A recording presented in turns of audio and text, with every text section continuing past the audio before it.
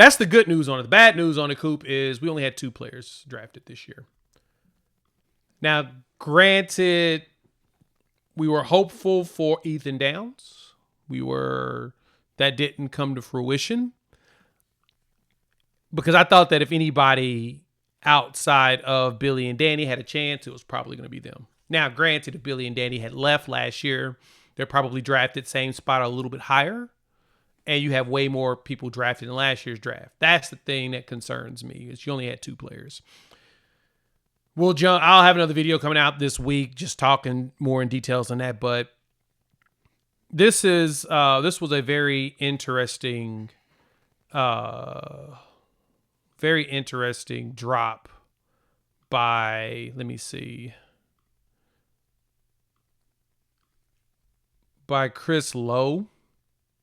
In regards to this, he dropped this on the X-Bird, of course. And this is what he has. Last 4 NFL drafts, SEC. Rounds 1 through 3.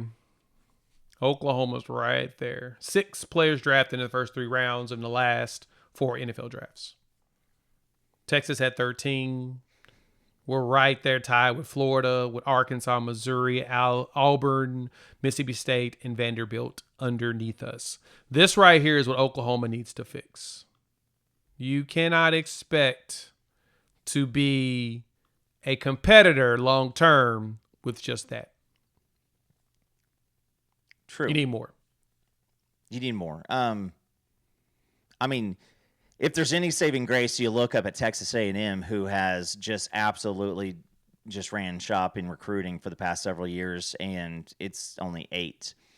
But I think you got your reasons / excuses, right? It's guys coming back. People are willing to come back for NIL dollars and to make some coin, and then instead of going and braving the 4th, 5th, 6th, 7th round or undrafted. And I would say this is, you look at the last 3 years, and what we thought was great talent just across the board has been shuffled almost every single year for 3 straight years.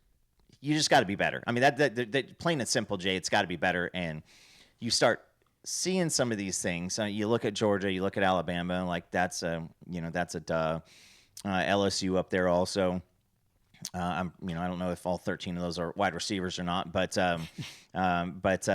they continue to have it up there. Texas has now, kind of lapped us in the past couple of years, and that's so all that trash talking about Texas having no first rounders, no draft picks, etc. All that stuff is old news now, and now it's time for some of these guys to to put in the work and get after it. It's not old news though, Coop. It's not old news. 22 years straight of having at least 2 people drafted. That ain't old news. Very few people can say that. Yeah, that's true. And but you're going to see more kind of middle of the pack years if we don't do better on the evaluations and do better on coaching them up to doing more and to being better. Because again, we want to see these numbers be bigger. That's just plain and simple. You got to have these numbers be bigger. And so you can't keep on pointing to, next year. Well, next year. Well, next year. The numbers, it's just brass tacks and facts. You gotta look at what you have here. Yeah, at some point you got to get to having more of these. We need to hit double digits. Now, granted, I do think this year we have a great opportunity for it. I just need the players to show up. I mean, you've got some really good players that we all are very high on that could get you a few more within the first couple of rounds. Technically you have a few offensive linemen that are younger that you think could probably end up first round in Fogier and Fasusi. EPL could be a day 2 guard with ease. Waywu's probably late round, but on the line. I think Sexton could be day 2 if he gets it together. Derek Simmons is definitely a day 2 guy if he shows up this year like you expect. And that's just the offensive line. Burks is pushing himself. If he gets the numbers this year, because he has the tools, he's probably going to end up easily day 2, late first, just because he's fast and he's strong. Naturally, he has the size. So, yeah, we're 22 years straight. Somebody being drafted, can't beat that. That's at least you can hang that up. You can say that's a good thing to have that conversation with recruits on. You're sending people to the draft on a regular basis. You just gotta up the number. I mean, we haven't recruited like Georgia since this century period, or Alabama. Now you're in a new era. I see people having a conversation around the roster spots, 85 scholarship, 20, you gotta have 20 walk-ons. As of right now, we're at the numbers we're supposed to be. Plus, once the settlement actually finishes, we'll probably add a few more walk-ons because that roster number should go up. So I wouldn't be surprised if some of the players in the portal come back. We'll talk about that on the other side in a bit. But the big conversation piece I wanted to have around this on the bad news side is Oklahoma's going to have to step this up. But that's why you hired Jim Naggie. And this is where Jim Naggie comes in and does the thing that y'all don't like. He's going to evaluate players and say, based upon what I see and conversations I've had with NFL general managers, NFL coaches, on what they're looking for, these players are NFL capable. These players are not. And you're going to start seeing some shuffling specifically because of that. It's going to suck. 100%. You're going to see people get out and you'll be like, oh, I thought that was a great player. Remember, it got nothing to do with us. It's got to do everything with the evaluation that general manager, like I said, Nagy's not going to bat 1,000, but he is looking for players that make sense that will be NFL caliber. People that will play on, that can play on Sundays, have a chance to play on Sundays, that will get the opportunity to play on Sundays. The 8 players with 4 signed and 4 accepting mini camps, it's not a bad thing. You just need more to be drafted. But having 8 more dudes that, people are inviting into camp that could end up on a roster, that's a plus. You just got to get more guys drafted. Yeah, and there's a really a tough conversation that comes with a lot of tough truths that I think that at some point we're going to have about if you want Nagy to be Nagy, then you got to let him be Nagy. And I think that there's some gray areas, of course, in just looking at stats and numbers and whatnot. And, but it's a deal now to where I think that programs across the country, and you're starting to see it a little bit more, to where people aren't willing to shell out a bunch of money for a dude who's going to not earn that money. And that money that you're offered is based off of performance. And, so there's a lot of conversations happening right now, with the players. You've been here for this many years. This is what you've produced on the field. This is what you're getting paid in the equation. You may need a pay bump. You may need a pay cut. And, there's going to be some feelings that are going to get ruffled in here, and especially when it's, you're giving people money and it's theirs, and that's what they feel like it is theirs.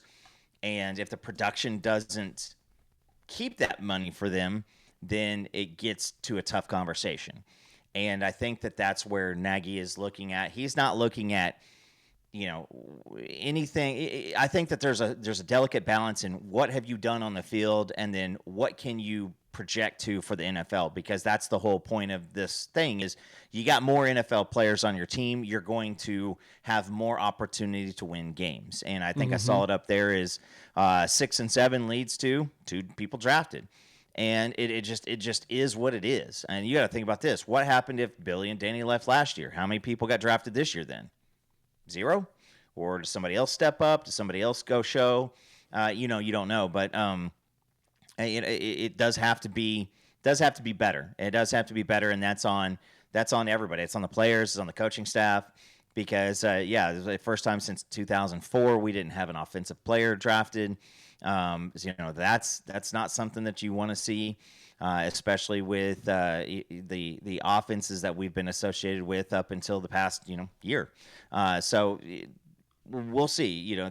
Nobody knows what's about to happen this year. We have good expectations, and that's why Nagy's here, is to put more players who are going to be NFL talent. And if you are an NFL talent and you have your head on straight and you come in here and you acclimate to the culture and you put in the hard work, you're going to have a great opportunity to be drafted. And let's say it just sometimes the NFL doesn't get it right. I'm not at the Mel Kiper Jr. to where he went off on his rants this weekend. I'm not at that spot, because there's a lot of great players. Like, look at Tony Jefferson. Tony Jefferson, he put it out on the Bird app that he got a second-round grade and went undrafted. There are some times that just happens. Somebody slides, they have you slotted as a second or third-round pick. Nobody else does. I mean, all it does is take one person, and you know what? Winning will help some of that too, Jay, because you go out and you win the games, you're going to get drafted, and you're going to be tied to that success. And there's probably a lot of players for teams that had good records this past year that got drafted because they were associated with the winning. And it's hard, but the NFL is going to look at those numbers and look at the production and look at everything, and they're going to take the people that they think have the best chance of making their franchises better. Yeah, I need to go do a search on this. I plan on doing that. Actually, just running the numbers myself to see how many of those 79, which is a record that the SEC had, in which they broke their own record, which was last year at 65 players being drafted. How many of those players started at an SEC school, and how many of them actually got transferred in? So how many transferred from other programs, in which we know transfer portal era, a lot of people say, oh, of course you're going to have the most players drafted if you've got players transferring, the top players transferring to your schools. Well, the question I ask you as a rebuttal is why they transfer into the best schools? Why they transfer to the SEC? Is it, do they feel like they got a better chance of getting drafted by going to the SEC? Or is it because, they got a better chance of getting drafted by playing in the SEC? That's usually what it is. Teams are looking at SEC schools. They're looking at SEC players. They want SEC guys. They want SEC bodies. They want guys that compete at the highest level, because that seems to translate more at the highest level. Now, granted, you have anomalies. There is a long list of what's this? 8 to 10 guys in the time. See, 1, 2, 3, 4, 5, 6, 7, 8. There's 9 guys in the top 100 from G5 FCS that got drafted in the first 100 picks. So they had 9 players in the first 100, with number 100 being Upton Stout from Western Kentucky. A lot of those players end up at SEC schools when they get drafted. That's the one thing I got to remind y'all. If Oklahoma's going after certain players, Nagy, and especially with Nagy there now, he's looking for those dudes that's going to get themselves drafted. They had a record number, over 100 kids that participate in the Senior Bowl that got drafted. Remember, they go after players from all walks to pull in players that have a chance to show out for the NFL scouts and get drafted. That's going to be a common thing for us. We're going to find diamonds in the rough, and we're going to pay some of the top players at particular positions that we need. But do not get it twisted. Now, this is why I open with this. They're going to break some eggs to make some of these omelets. It is what it is. It's got to happen. And it's going to be uncomfortable conversations. And it's going to be some griminess to it. And it's going to be ruthless. And I don't like that, especially players that I appreciate. I mean, yes. And it's tough because, I mean, you if you're a player and you are unable to make it on the field because of something that's kind of out of your control, maybe it's an injury, maybe somebody's goofing off and, does something incorrect, rolls up into you, and you have to pay the price with the injury. That's a tough deal. And I think that, when you look at the NFL, we see it all the time. People get drafted, get picked up in free agency, and it just doesn't, it doesn't turn out the way it's supposed to. We've all seen the guy, go have a really, really phenomenal 1 year, and then parlay that into a big contract and never live up to those numbers. I mean, these are the things that NFL executives are trying to navigate through, and now the college football world, these college football executives, they're trying to navigate through because. Do you think that, does a wide receiver have 800, 900 yards receiving because his team was down 50 points all the time and they had to throw the ball 60, 70 times a game? Do the numbers always add up to production? Because, listen, as a baseball fan, one of my least favorite players of all time was a guy who was just a garbage time producer. The guy could never get a hit if it was, tie game in the ninth inning. He comes up, just needing, a base hit or something like that. He would always get the hits when we're up 5-0, or get the hits when you're down 13-0. It'd be something like that. So I just think that's the that's the aspect of it. Is not all stats and not all situations are created equal. There's a lot of gray area, and it's just a tough thing, and it's why I'm not in that profession, because. I don't want to be the person who has to go talk to, a kid that everybody loves and just got kind of dealt a tough hand and say, hey, we may need to cut your earnings here a few bucks here to make room for more people on the team. That's a tough conversation to have. And it's so crazy to me because 6 years ago, you didn't have a paycheck. That wasn't something that we could have an open conversation about. Yep. And so you got to kind of keep those things in perspective too, because I'll just say if you're getting $25,000 at a school to come and play football and you've never seen the field, that's still a mighty blessing. But at the same time, you have some pride instilled in you as an individual, and when someone comes and says, hey, we need the conversation we had where we're giving you X amount of dollars, we need to cut that a little bit. That's a tough conversation to deliver or to receive. It's very much a tough conversation. Glad I don't have to do it, But if the opportunity was handed to me, I'll gladly give those conversations out. I'm a nice guy. I'll tell you. I'm sorry. We're gonna have to. Kidding. I wouldn't like doing that either as well. But my boy Lemon, shout out to you. This is a good point. Got to talk about Cam Ward, who played for Ben Arbuckle at Washington State when they both, and then Cam Ward transferred to Miami to take the big bag for one more year. And he went drafted number 1, unranked at Incarnate Word. And Washington State liked him, brought him in. He played a year. Then Ben Arbuckle got his hands on him. Numbers improved, looked good, bounced out. But Ben Arbuckle had John Mateer there instead. 3-star prospect. Lit up college football well enough to where, both of them here are now in Oklahoma. So keep that in mind. The one thing you got to pay attention to and be and really be critical around is no matter how good the surrounding product is around you. I see some of you guys talking about Georgia and talking about Clemson and Texas and all them having all these draft picks. Ohio State won the national championship and most of their team got drafted. Yeah, that's what you need to get to. If you need to either get to that or similar to Notre Dame, where you have a good amount of players drafted, but you have the talent around you that gets you past all these other teams. That's what's most important. Now, there are moments where teams can go in and do a lot and get to a national championship without having the entire team drafted. It's a rarity because Michigan did the same, but that's what you want to get to. You want to get to that point. Cam Ward being an Arbuckle prodigy is huge.